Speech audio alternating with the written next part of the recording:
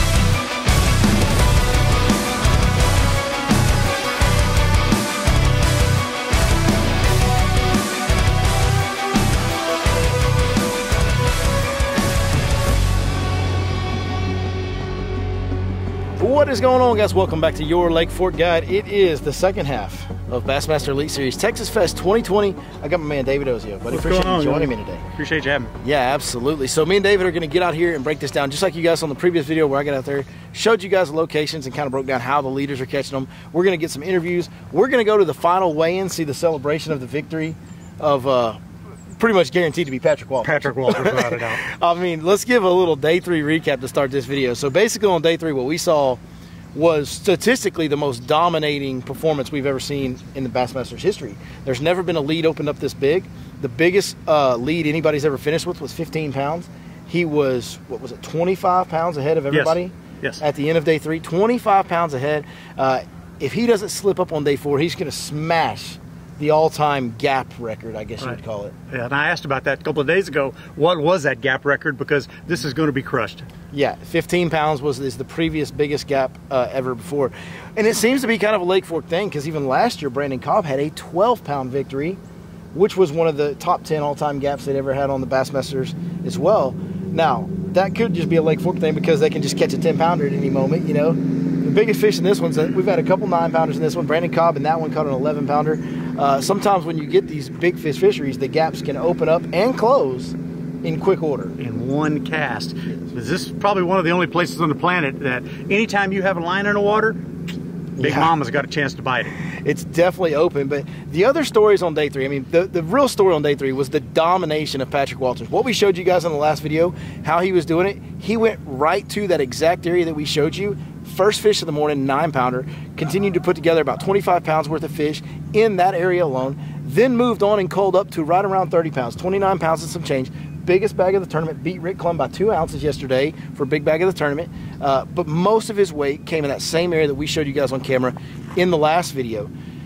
That was really the story of day 3, was how dominant Patrick Walters was doing all those techniques that we talked about. The other stories from day 3, to me the biggest story probably for us personally is Lee Livesey. Lee Livesey was struggling on day 1. He caught 9 pounds. And then on day 2, he righted the ship a little bit, had like a mid-teens bag, nothing spectacular, certainly not to his standards or Lake Fork standards. He was probably, I'm sure Lee was probably a little disappointed in that. But on day 3, Lee goes out and catches 26 pounds. He comes from a 9-pound bag on the first day, more than halfway down the field, wasn't inside the first cut line, and makes his way all the way back inside the top 10 with a 26-pound bag on day 3. Well, and very little is spoken about the mental aspect of this game where, you know, he didn't spin out. He didn't throw himself under the bus after the first day. Yes. And he knows how good he is. And he was able to keep his composure, and he actually went back into the same areas. He had that much confidence in it. I followed him yesterday a little bit and was able to witness what he was doing. Identical same area, and he just had that much confidence in it. Sure enough, at the end of the day, he needed one fish to get into the top 10, and there was an isolated tree out there, and sure enough, he picked a 4-pounder out of that isolated tree. Had to set the camera down, folks. That camera's heavy. We're filming on a big camera, and I'm holding it out like this. I don't have the mental determination that Livesey does because I got worn out too quick. But that was, you know, to me, the 2 biggest stories of day 3. Now, the rest of the story of day 3, and the big story of the tournament is, man, the stable weather patterns that we're in. And we talked about this on our podcast before the tournament, the Sunday before the tournament started, that these guys would really be experiencing some pretty unprecedented stability in the water column, in the weather, steady temperatures, air temps not changing much every day, same lows, same highs, same wind direction, same little bit of cloud cover in the morning, breaking into sunny. And that happened all the first 3 days of this tournament, and it did progressively get better for these guys. If you look at the average fish that were kept in the best 5 bags, it grew slightly each day through the first 3 days. We saw that happen. We saw the fishing. We saw them be able to take the stability in the water column and zero in on patterns where the fish were being consistent.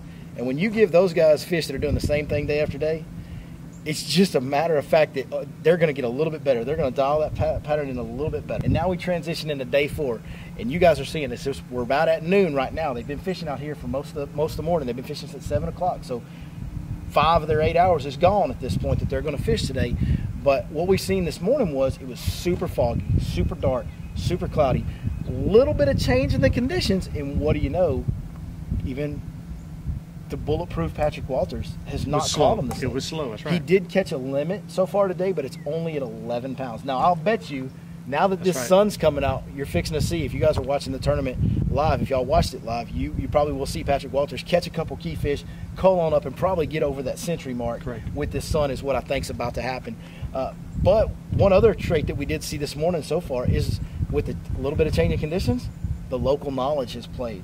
Because the 3 biggest bags of the day on day 4 so far are Keith Combs, Brad Watley, and Lee Lobson. That's true. And these are all 3 local guys that spend a lot of time out here, and they've got that local knowledge. And so with the changing conditions, it's kind of fallen into their favor for today. It'll be interesting to see. They've gone out and got a lead on some of these other guys as far as day 4 goes. It'll be interesting to see if this sun coming out is going to help everybody equally, and they will maintain their lead they got this morning for day 4, or if some of those other guys that are waiting on this sun will now catch them. I would have loved to have seen 2 cold fronts come through in the last week. Really challenge them. And really put this whole thing in perspective. And I'd be willing, I don't like to bet, but I think Patrick Walters' pattern would have stayed the same, and everybody else's would have suffered. And that might be true. He could have even sprinted to even a bigger margin of victory just because of the fact that he's targeting strictly suspended fish. And so he and I have talked about this here in the past couple of days. Yeah, I don't think he would have caught as much total weight, but I think his margin of victory would have been the same or better. I agree with you. I don't think he would have broke 100 pounds if we had those cold fronts, but he might have caught 75 and everybody else is well, like but you know as well as I do, a jerk bait is a great cold water bait, and it's a great tough bite bait, provided you can fish it per the application. And so, boy, I'd love to rerun this whole thing over with a big, strong cold front. So there's your recap on what's happened so far on day 4. Now we're going to get out on the water. We're going to try to chase down as many of the leaders as we can. We're going to try to find as many of the top 10 guys as we can out here. We're going to really take looks at the areas they're fishing, break them down, try to show you guys exactly how these experts, best in the sport, are taming the beast that is Lake Fork under tough fall conditions. Well, guys, we couldn't tell you the story of the 2020 Texas Fest from Bassmaster Elite Series without telling you the story of the Angler of the Year. Clark Wendlandt on day 3 won Angler of the Year, and this is where he sealed the deal. He caught a small 2-pound fish, around a 2-pound fish, that ended up winning him, securing him Angler of the Year. He also had a key fish back at Chickamauga. But this dock right here, at the end of the day, Clark had fished way back in the creek most of the tournament, ran out of fish, tried to grind on day 3, couldn't get him, knew he wasn't going to make the top 10 cut. He was well out of that. But what he did was he knew he needed to move up a couple more places in that tournament to secure his Angler of the Year. And he came right here to this cove and he started fishing boat docks just like this one right here. In fact, I'm not sure if it was the boat dock next to us or this boat dock, but they basically look identical. It was one of these 2 boat docks where he sealed the deal. And from the best I could tell on live coverage, looked like he was throwing a little finesse jig. Looks something like that right there.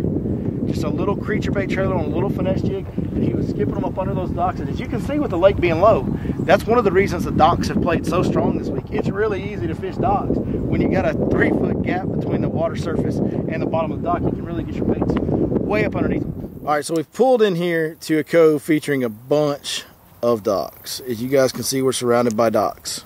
Now, Mr. Ed Lochran, who's been in second place for most tournaments, he's having a tough time on day 4, but he's changed his bite. He's gotten off of his regular pattern. He's moved areas, and he's not really strategically fishing docks the way he was before. I don't know why he made that decision, but he fished these docks, and on the first 2 days of the tournament, all of his bigger fish came off these docks right in here in this cove that we're in right now. And his deal was he was throwing a chatterbait around those docks, and one thing he told me in an interview in the first video was everybody he was getting, he was throwing across the dock. As you guys can see, he was throwing this way. He never caught any kind of coming out from the bank to the deeper water. Everything was going across. And he said all his fish were coming in 3 to 4 foot of water. Now I think what's going on there is he's having to keep that bait in 3 or 4 foot of water as long as possible to get that bite. Well, yeah, I mean, it depends on, too, where those fish are positioned. As you can see, a lot of these docks have cross members here, and sometimes that makes it extremely difficult. So they'll target more the front sides of these docks, being as the back sides might be a little bit shallower. There's a lot of docks that have 4 foot on the back, and there's a lot of docks that have 8 foot in the front. So they'll attack each dock differently and also with a different bait. He may, on the deeper docks, he may want to slow roll a spinnerbait, or I mean, sorry, a chatterbait, but on the shallower ones, he can turn a spinnerbait a lot quicker and draw that reaction strike. And we've seen a lot of guys throughout the week throwing square bills of different variety and sizes and diving depths to accommodate exactly what you're talking about. Being able to fish, we talked about this in seminar the other day. Whatever is presented to you, you got to cover a lot of water and fish it all efficiently, and you need a lot of different baits to do that. Hey, listen, and these guys are pros, and if you watch the live, you see how many times they hang up in these docks, and they got to go in and get it. And I mean, it can be a problem, but hey, you know, don't rate yourself as a poor flipper. But these guys are, you know, struggle on the struggle bus also a lot of times because they're doing it just all day long, and yes, they can hang up. Well, all right, guys, we have caught up with Brandon Palaniuk, who's climbed all the way up to 3rd place today. He only started the day in 4th, so he didn't climb that far, but he's having a good day. He's in 3rd place. So right now we've got Patrick Walters running away. We've got Keith Combs in a pretty sizable 2nd, and Brandon Palaniuk is in 3rd. Now, Brandon said this morning he's just going for a truck. In this event that it's sponsored by Toyota, and the Big Bass tournament wins a brand new Toyota Tundra, he said this morning he's trying to catch a truck, which means he said he was going to fish offshore more today, and that he was going to try to catch one big giant bass. And where we have found him, he is about halfway, maybe 2/3, about halfway back in a creek, a major creek, a big creek. And he's right here where there's a creek junction. If you look over here, there's a pocket going back in there. If you pan around and look back there, there's the rest of the creek right there. And Brandon is sitting out there right where those two drains, those two channels meet. And there's some heavy timber out there. You can see some of the big boat art trees that are around here as we've come in here that you guys are seeing on some of the shots we're showing you. Brandon is fishing. And where you don't see him, there's more timber along that drain. So he's out there fishing that big timber on that creek channel junction, and he's doing something kind of unique. Well, and between him and the rest of the guys, the top 3, they're all doing something different. They are. I mean, we just saw him throwing a swim bait, yep. And I mean, he was crawling it on the bottom, as slow as a human can crawl it, you know, and so he picks up something else right after that he throws and winds a little bit harder, and then he catches one. He just caught one right in front of us. Now, we're pretty far away. I don't know if you guys could see the fish catch on camera, but he did just catch one right as we got set up over here on the other side of him to do this little segment. But yeah, and I thought I saw earlier on live coverage where he was throwing a scrounger head with some kind of swim bait on it. But he was, when we pulled in here, he was throwing like a big swim bait, like a 7-inch swim bait. Yeah, and he was just, I mean, it's painful to turn it that slow, I can promise you. And he's been throwing big baits all week. He's been fishing a little bit different than what he's doing now. Right now, and he said this morning, he's going to fish more offshore structure. That's what he's fishing. He's fishing an offshore creek channel junction, halfway back in the creek. Throughout the tournament, Brandon has actually been fishing more shallow cover, throwing glide baits, big glide baits. He's been looking for that big bite, and he's one that likes to throw those big baits. And boy, he is absolutely swinging for the daggum fences right now. Yeah, exactly where he's sitting too. When the lake was down 7.5 foot low, there's a tree line that runs right behind his boat that is right next to the junction of the creeks also. So that factors into his strategy. Absolutely. Pretty unique piece of structure he's fishing out there. It's not a place that a lot of people fish. We're both out here a lot. Not a lot of people fish out there, and for sure not a lot of people go out there and wind something real slow on the bottom. That's and pretty I wild. asked him if he ever threw a bait right there where he's sitting. I said, well, I sure haven't. I've thrown a jig in that creek channel area, but I've never done anything like what he's done. Never. For sure. Yeah. All right, guys, so something interesting of note. All the way against that bank over there, that is young Patrick Walters, our leader of the tournament. Now, on the first video, we showed you those birds sitting on top of that hump that's almost out of the water. It's almost an island right there. And there's a point that extends all the way out here towards this ranger right here. That is where Seth Fighter caught the biggest bass of the tournament right here. Something I'm finding kind of interesting is Patrick Walters is choosing to fish the last 30, 45 minutes of his day. And he's actually been here for a while, probably the last hour and a half, 2 hours of his day. He's spinning in this area. There's a very steep dropping bank over there where he's fishing. But it's just, I don't know that he knows Seth Fighter caught the biggest bass. I was going to say, and why is that? I don't know that he knows. I don't think he can know that. I don't think they watch the players are allowed to talk to each other while they're still in the tournament. So Seth may have told him one of the first 3 days. Yeah, exactly. So maybe he does know. But yeah, Seth caught the 9-9 right here off this point, and he's fishing right over there off that kind of steep bank type of wall over there on that little bank where that island is. And typical big fish habitat, main lake point, with some deep ditches that run up in it. Right. And here's the deal. What else does Patrick Walters have to fish for at this point other than trying to win big bass in the tournament? The truck. And he got close. He got a 9-1. Seth Fighter had a 9-9. So I think right now what's going on, potentially, just totally throwing this out there on a limb, but potentially Patrick Walters is catching a fish right now. And he just caught one. He just caught one right now. And it looks like kind of a big one. Turn your live on, see what's going on, Dave. You got your phone? So I think what he's trying to do, he's trying to win big bass, trying to win a truck right now. I think that's what's going on. Oh, you got Davey Height over here covering Seth is going to hate it if that happens. Yeah, Davey Height's over here in his boat covering it. Guys are whooping and hollering for him. It looks like a big one. Notice what he was doing with his hands. How about that one? How about that one? No, stay back, stay seated.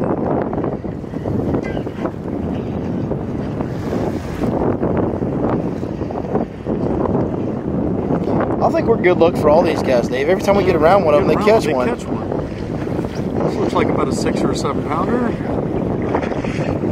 Big one.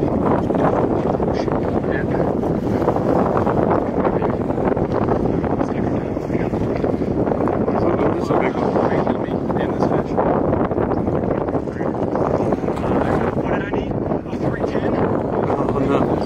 Oh my God. You got the 310. He's trying to make the century mark with 3 pounds 10 ounces. It's got to be a 4 something.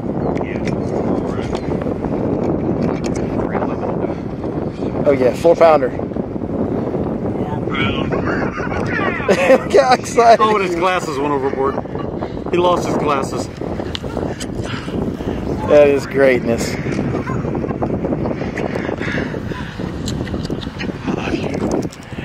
That is absolute greatness right there, folks. One of the, I mean, not even one of, statistically, the absolute most dominant performance we've ever seen in a Bassmaster tournament just culminated right here in front of us, and you guys got to watch the live stream with us. This has been one of the most entertaining weekends, few days that I've ever had on Lake Fork, and it's not over. We got to go over here and celebrate it at the big facilities with the big show. What's awesome about this whole thing was the diversity and what we got to see the players doing. Yes. Even though they weren't just like crushing the numbers, because it's been tough here lately, but I'm gonna tell you what, they worked so hard to pick what they did get, and the quality ratio was still pretty stellar. Right, absolutely. Great event. Great job to Bassmasters. Hey, great job on Bassmasters even finishing the season in 2020. Some of the other trails didn't. Obviously, Bassmaster completed their whole season. It went way long. I know a lot of these guys are ready to go hunting. I don't think Patrick Walters cares about anything but catching the next bass. I think that's all he cares about. He's loving life right now. Let's get over here to weigh it and see what's going on.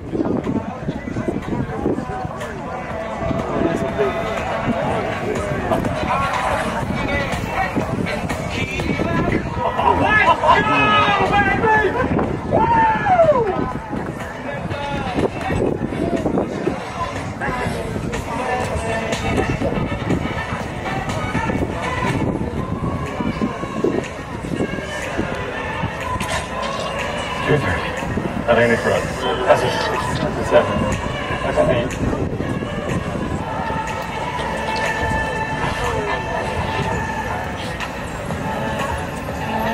Pound, 5 ounces.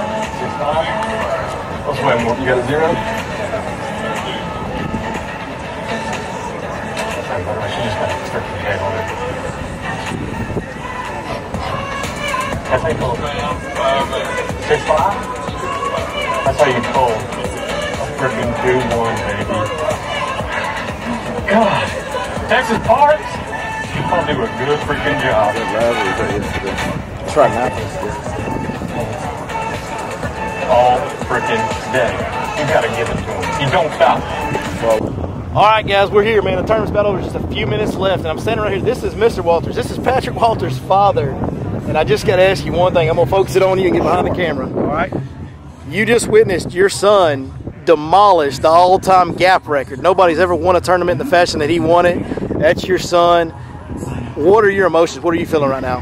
My emotions are just overflowing. Like I say, it's been a long time that we put in for this.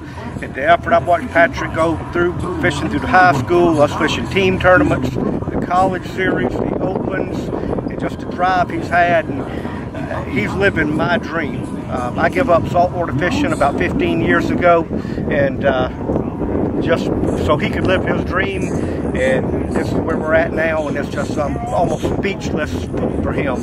And to do it in this type of fashion, with this kind of a field on Lake Fork, on this kind of fishery, it's just phenomenal. Well, that's amazing, man. It's something we've literally never seen. What your son just accomplished. I know you're a proud father. I appreciate you taking time. I know you're emotional right now. I caught you before he even got back here, so thank you so much for doing this. I appreciate it. Yes, sir. You. You see by the dawn's early light what so proudly we hailed at the twilight's last gleaming through small strips and bright stars through the perilous fight, o'er the ramparts we watched, were so gallantly streaming, and against red glare, the guns bursting in air, gave proof through the night that our flag was still there. Oh, say does that star-spangled banner yet wave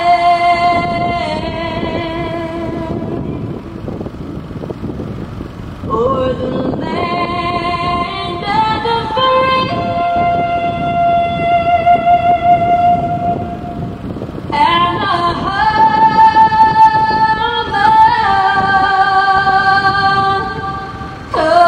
brave.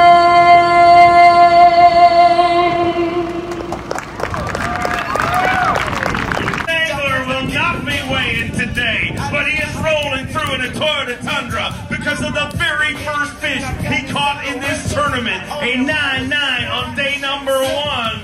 Going to win himself a brand new Toyota Tundra. He's a 2-time Bassmaster winner from Minnesota. Get loud for the amazing fighter man, Zach Fighter.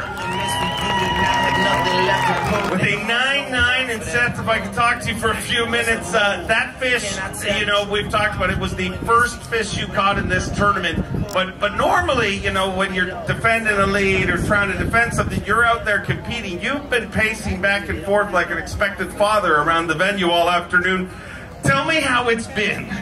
It's been a stressful day. I've been up before the tournament started, walking around in the parking lot, checked Bass Track more times today than I ever have in my entire life. Probably more times than Patrick Walters' mom has. And yeah, made it. Time wound down, 3 o'clock came around, and won a truck. I mean, you somehow you always find a way to finish the season with a bang. Yeah, another good year. Real happy with it. Just want to thank Toyota for you know, investing in the sport we all love, sponsoring bass fishermen, sponsoring bass, and you know, putting it back into the sport we love. Just big thanks for that. From Summerville, South Carolina, a 3-time Bassmaster winner. 2 wins in the Open. One at the Carhartt College Bass level. From Summerville, South Carolina, Patrick Walters. Woo! His final day weight, 22 pounds, 10 ounces, giving him 104 pounds and 12 ounces. 104.12, and Patrick Walters is a Bassmaster Elite Series champion. Woo! Patrick, man, you have won at every level now in this sport, from the Carhartt College Bass level to, of course, the Opens. I mean, to just a little while ago, you won your 2nd Open. This will make you a 3-time Bassmaster Classic qualifier from this season. But still there was pressure today. For a little while it seemed like you weren't going to crack that 100. I am truly on an adrenaline high and an adrenaline dump at the same time. I don't even know what is going on anymore. Like, it's going to take me truly a month to process this 1 week of what went down in the last 4 days. This week, truly unbelievable. And like you said, I went out there, I mean, leaving everything on the line. I was going to fish hard, and at 2 o'clock when I had 11 pounds, trust me, I was worried. And Davey got in the boat, and we did that little interview real quick, and I said, Davey, I'm about to catch them. They're in here. And that last 45 minutes was just what this whole entire week was, like a blur. Just absolutely magical, truly. Before we make this official, I gotta recognize this. He just set an all-time Bassmaster Elite Series record for the biggest margin of victory. I believe unofficially just under 30 pounds was his margin of victory. Let's hear it for him. And to make it official from Texas Parks and Wildlife, I'd like to bring out Tom Lang to do the handoff.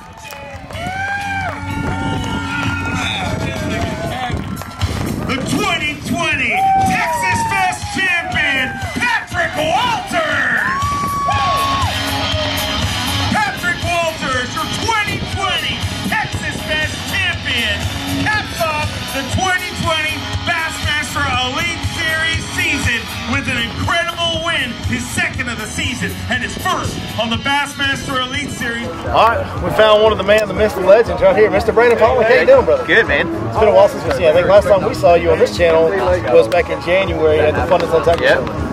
Man, you had a great tournament. What place did you end up at? Third?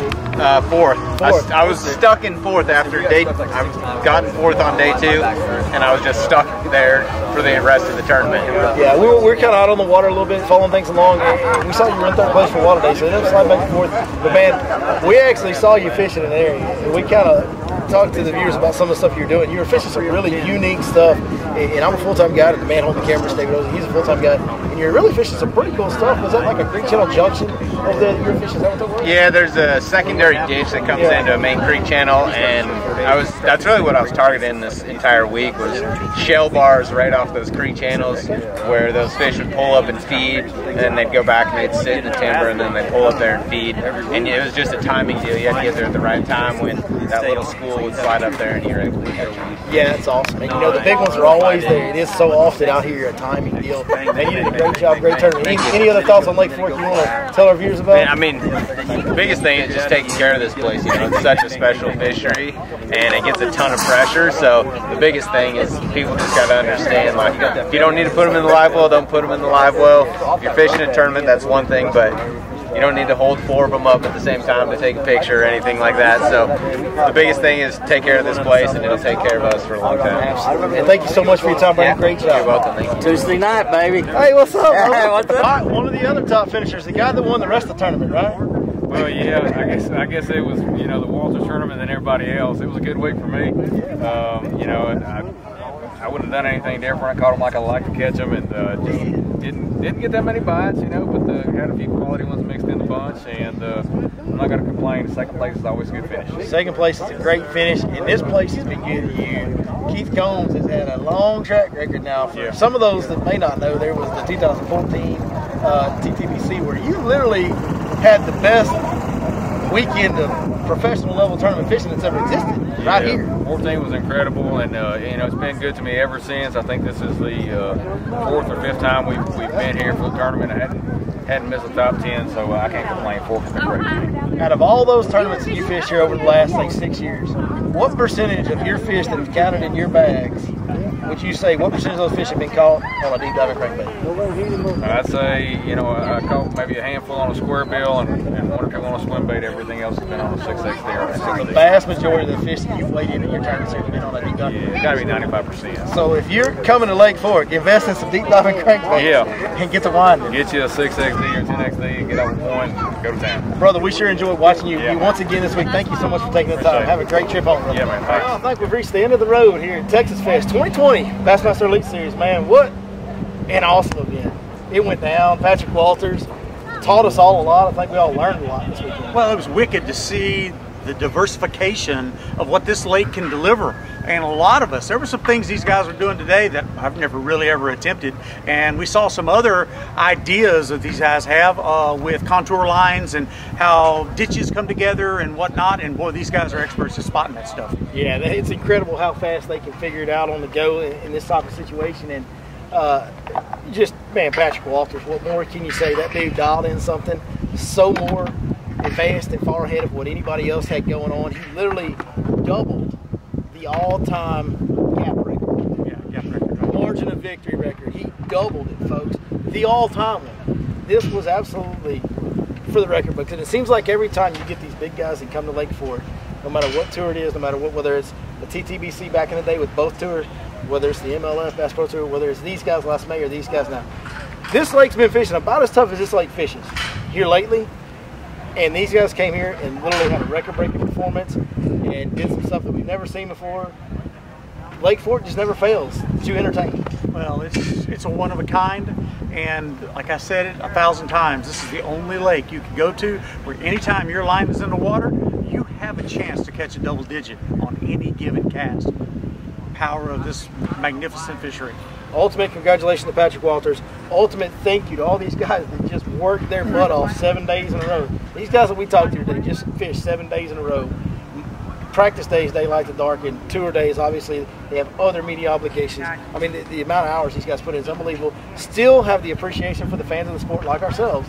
Take the time and talk to us as they're finally done. It's time to go home. They'll take a few minutes to talk to you. Man, I really appreciate that from each one of those guys. And kudos to Bassmaster. Completing a season in this crazy year that is 2020 and pulling off an event like this, which was a very, very well-run, very good event.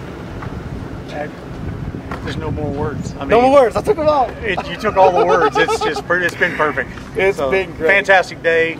Taking everything apart that these guys did with Billy, I tell you what, it was truly a joy to do that. Appreciate you, man. Absolutely. Thank you so much. much. Fun. Absolutely. Most importantly, thank each one of you that watched. Hey, let us know what you thought about this. The next time these guys come, we can sure do this again. Maybe we can hit some other lakes they hit around DFW. We might go do some more of these. If you like this really in-depth look at tournament fishing on the professional level, hit that thumbs up, comment below, let us know. If you're not subscribed and you're enjoying these videos, be sure you hit that subscribe button. We'll see you next time, right here. Your Lake Fort Guy.